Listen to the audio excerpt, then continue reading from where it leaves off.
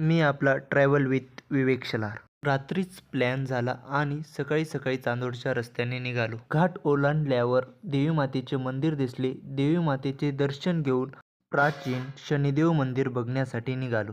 हे मंदिर मालेगावपासून 30 किलोमीटर अंतरावर आहे. हे मंदिर वडदरी त्रिवेणी संगमावर वसलेले आहे. मंदिराकडे जाण्याचा मार्ग थोडा खडतर आहे. मंदिराजवळ पोचल्यावर आपल्याला मोठी इमारत दिसून येते. श्री क्षेत्र शनिदेव मंदिर, वडदरी त्रिवेणी संगम.